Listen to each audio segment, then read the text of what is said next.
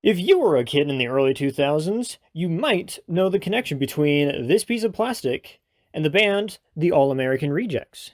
If you don't, allow me to show you what you missed out on.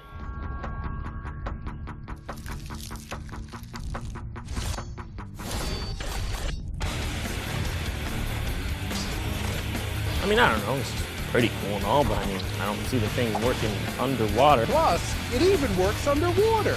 I'll take your entire stock!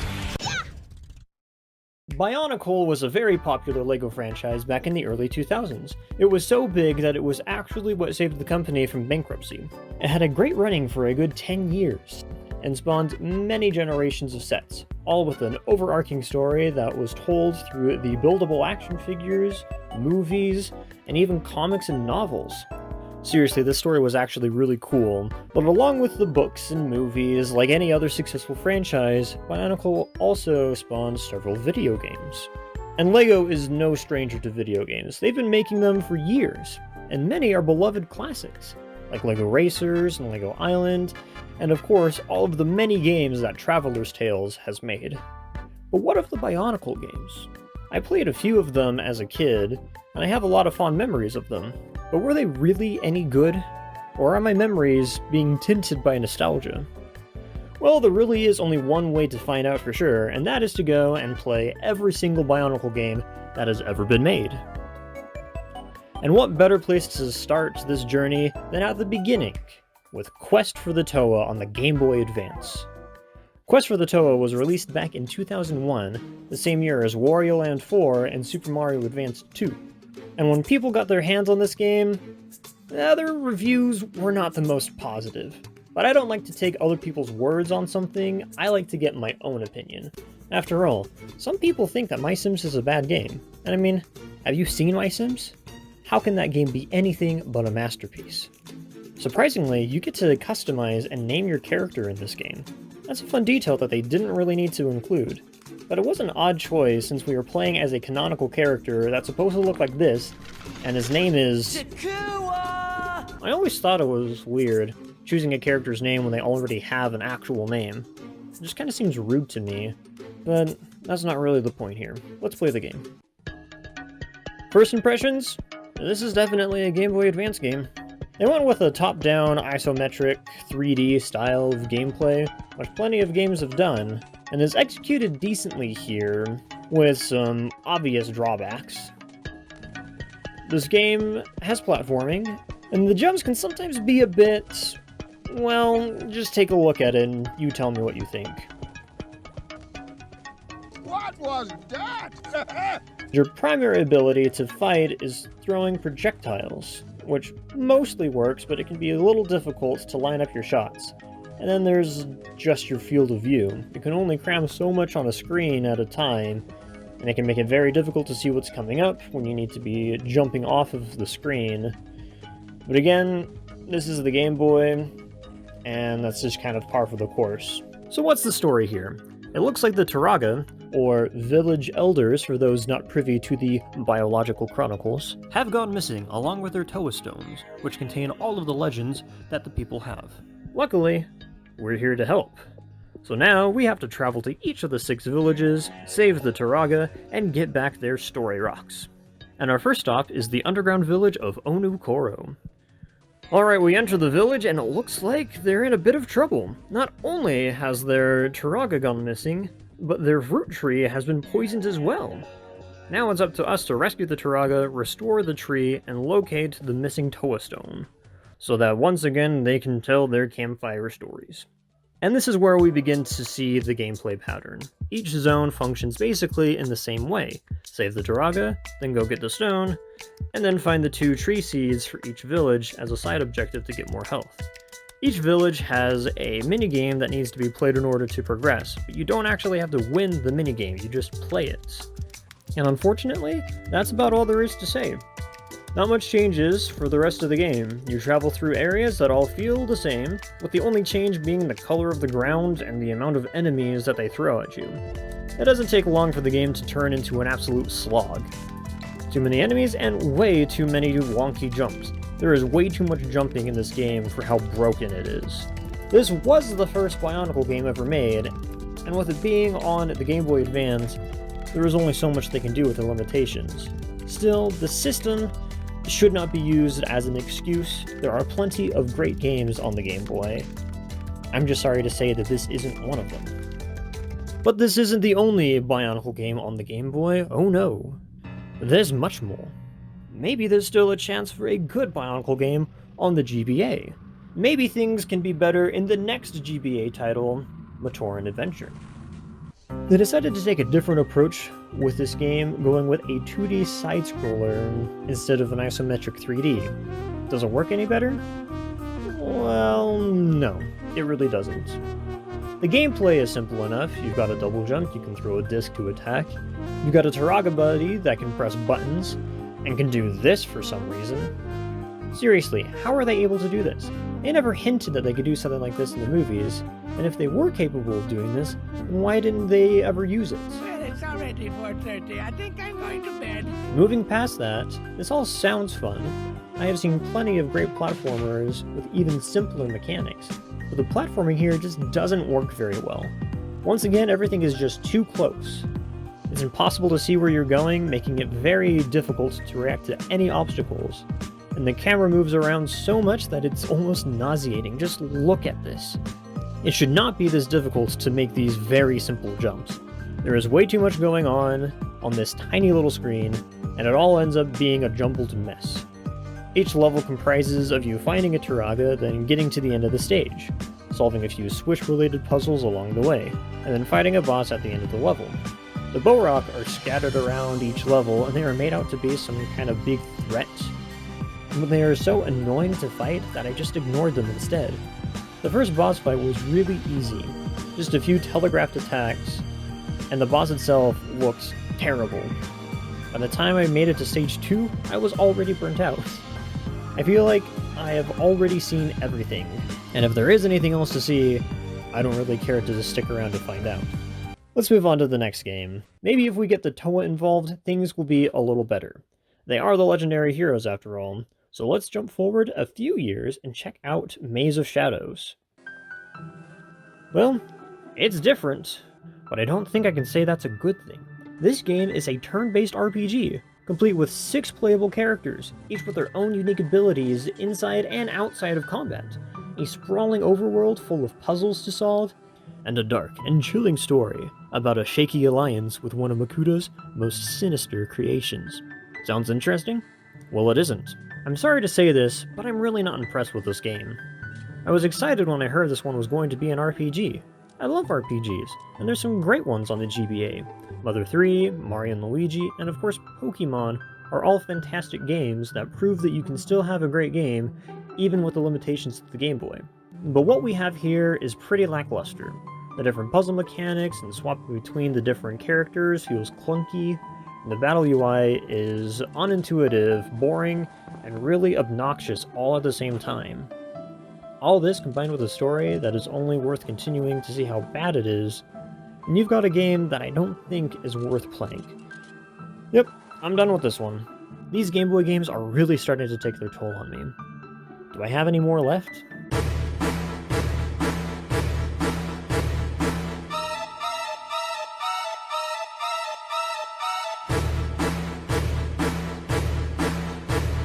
You know what, boys?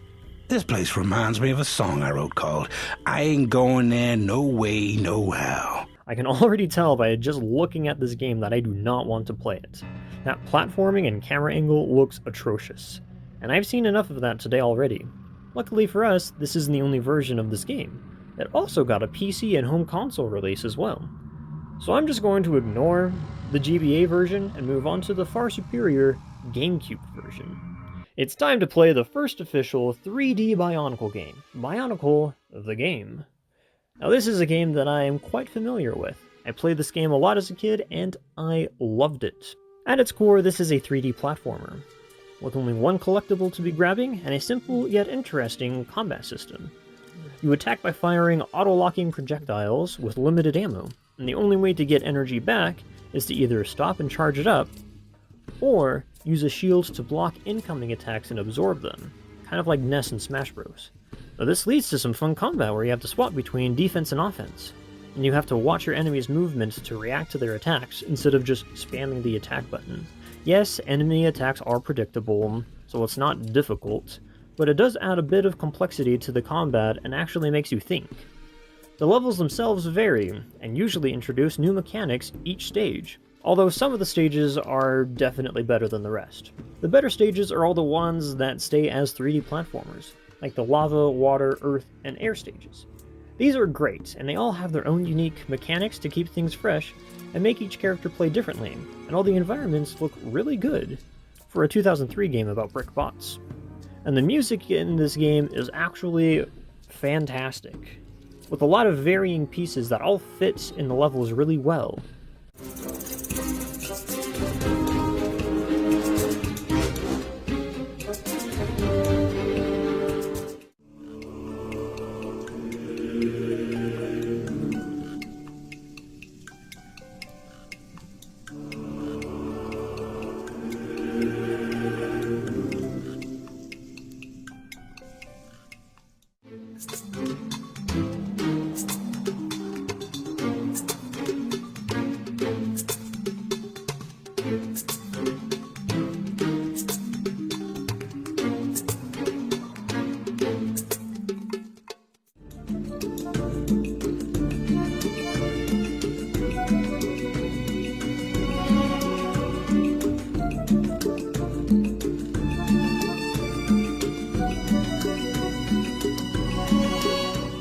But then there are the other levels in this game, the vehicle levels, if you will.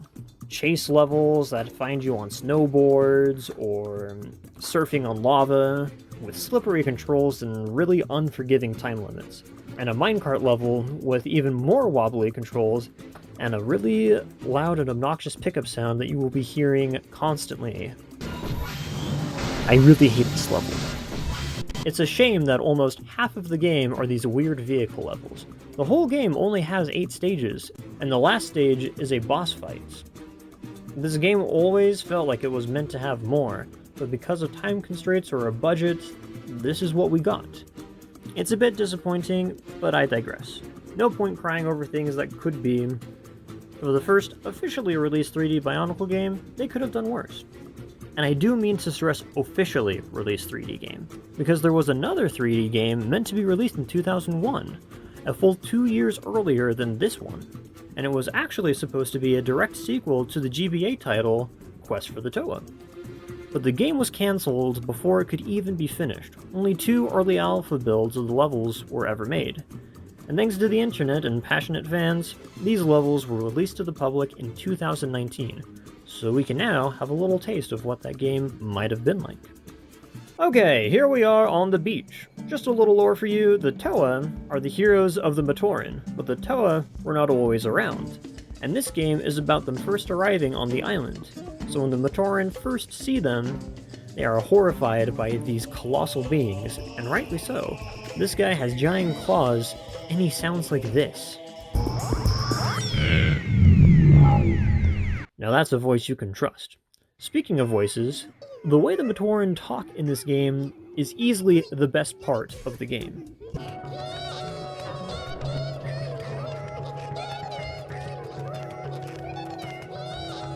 But enough about the story, let's talk gameplay. Well, it's about as much as you can expect from a cancelled game from 2001. There's some things that I really like. Your running speed is fast, really fast. Like, it feels a little unnatural, like the game wasn't designed for you to move that fast. But it does help it feel a little better to wander around the island. There's some light platforming elements that mostly work. You've got a ledge grab, and they even introduce a grappling hook that has a range that is completely broken. And I like some of the mechanics that they were trying to use. Collecting masks to obtain new abilities, similar to how Zelda games work. That was pretty cool. But then there's the combat. This game is a third-person shooter, and not a very good one. You have one type of projectile that is not satisfying to use, and it's really weak.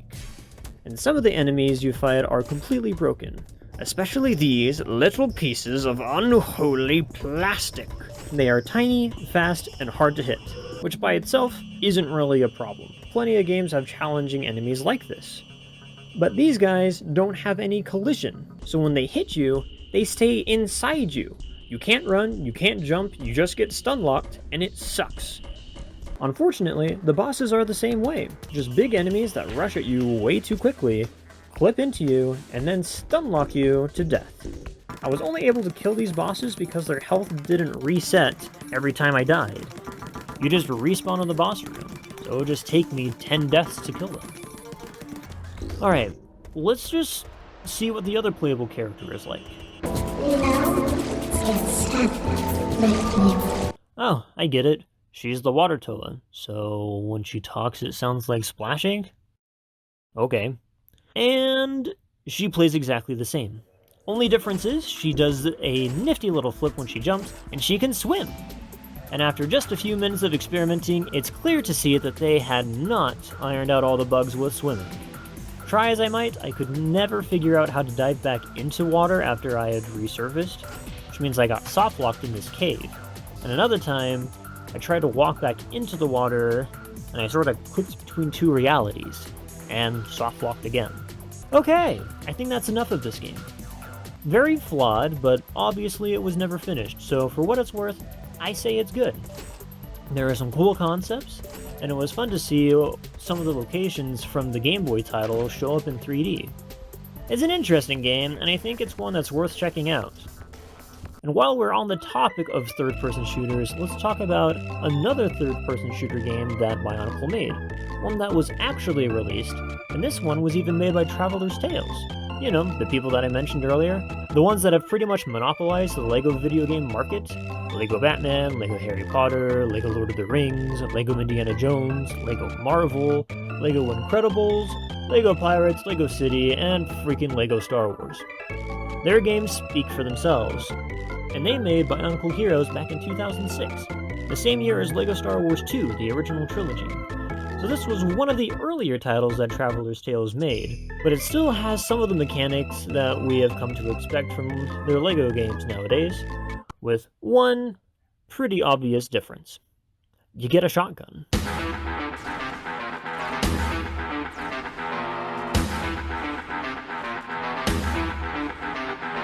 Bionicle Heroes keeps some of the tried-and-true mechanics of LEGO games. It's got a 3D world with interactable LEGO structures scattered around it. There's a hub area with missions to select and a counter to purchase upgrades for each character, and each level even has a bar that fills up as you collect money. But instead of being awarded with True Jedi when you fill it, you get Hero Mode. You turn goals, you become invincible, and this song starts playing that gets really old, really fast. This mechanic really confused me for a while. It was way too easy to enter Hero Mode, and it lasts way too long. It seemed broken, but then I figured it out. Throughout each level are golden structures that need to be built in order to progress, and they can only be built while you are in Hero Mode. What I thought was an easy exploit was actually intentional. In the first level alone, you have to enter Hero Mode 4 or 5 times. That's why it's so easy to enter it. And it lasts so long because it's designed to last until you use it, and then it immediately ends after you use it. Now all that said, this is still a mode that makes you invincible, so it can break a lot of fights. But the game devs did try to balance it out, like how boss fights will require you to use Hero Mode to reach the boss, so you can't just walk into a boss fight with invincibility. So I'll give them props for making this a more interesting mechanic than I originally thought it was. As for the rest of the game, it mostly feels like a standard Traveler's Tales game. Each level has collectibles, and a lot of those items won't be obtainable until you've unlocked a certain character or upgraded a weapon fully, so you'll be revisiting every stage to collect everything. And this game has a lot to collect, and each boss comes with a bio that includes their set number and release date. That's pretty cool. But even though there's a lot of cool stuff in this game, it's still pretty flawed. The controls mostly work, turning feels a bit stiff, and surfaces don't always work as they are supposed to. It's easy to get stuck on things, and there was even one time that this climbing mechanic just failed completely. Oh, that's some weird jing, look at that. You can climb on surfaces, and look how he climbs back down. What are you? Oh no!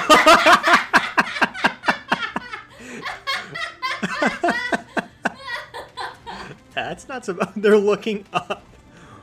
That's not supposed to happen. You can't really. and then I had to restart the level after that.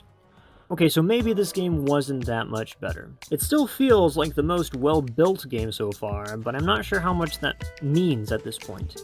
It's a fun enough game, and it works well enough that I could see myself playing through the whole game, which is more than I can say for the Game Boy titles. Good job, Traveler's Tales. You made a playable Bionicle game. And with that, we have played all of the Bionicle games. Well, technically that's not all of them. Back in the day, there was another place where you could play LEGO games. The internet. Back when I was a kid, LEGO.com was an amazing website with tons of free browser games. Seriously, there were some actual real gems on this site. I could make a whole other video just talking about them. But for today, I want to focus on 2 of the Bionicle games. 2 games that I feel stand out above all the other, more arcadey games made for Bionicle. And the first of these games was simply called Voya Nui Online. Don't let the name deceive you, this is not some multiplayer online game, although that would have been pretty cool. This is a single-player tactical RPG. I remember this game blowing my mind as a kid. This was a whole game with combat, leveling, and armor and weapons to customize your build, and with a story on top of it all. And I could play it for free on a browser? It was a child's dream come true. Looking back at it now, the game is pretty simple. There really isn't too much to the combat, and when you level up, you only have 3 different stats to choose from. I mean, this was for kids still, so it was pretty dumbed down. The environments are all pretty simple, and really kind of repetitive. And in the 2 hours that I played this game to grab footage, I only heard 2 different music tracks. One from when you're walking around, and another one when you're in combat. Also, oddly enough, this music is straight from the 2003 Bionicle game. It's just the water stage and air stage themes. So I can't say that it's as cool as I remember it being, but it's still pretty neat for a Flash game. If you like Bionicle nostalgia and enjoy some brainless tactical combat, then this game might be worth checking out. But if it's not really your thing, then this game is probably not worth your time. It's just a little too simple, with nothing unique about it, and it all just feels a bit lazy. There's a lot of reused assets, and they couldn't even come up with a few original music tracks for it. But there is another game, one that had some actual effort put into it, and I believe that more people should know about it. And that is Matoran Online Game 2, The Final Chronicle, also known as Mnog 2. This game is a point-and-click adventure game, and I love point-and-click adventure games.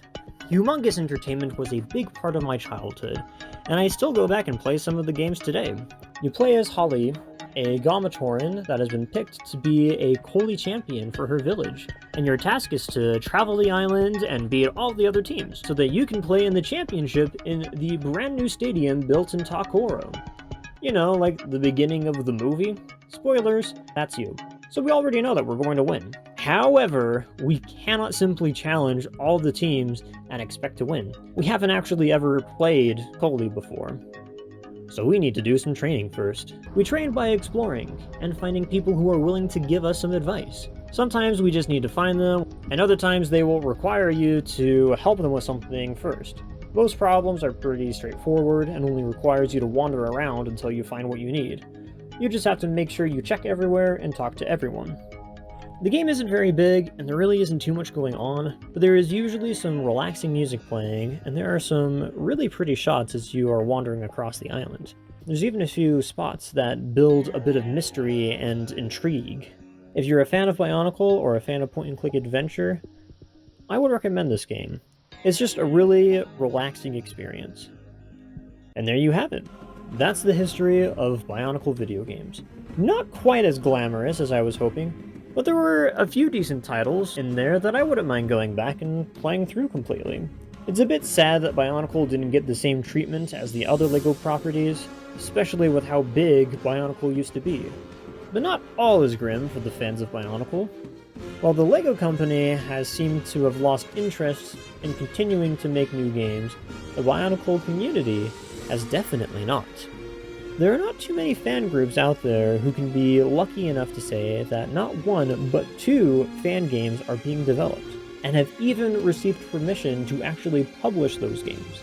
After everything that Nintendo has done with fan games, It's refreshing to see a company take a different approach, and look at these games.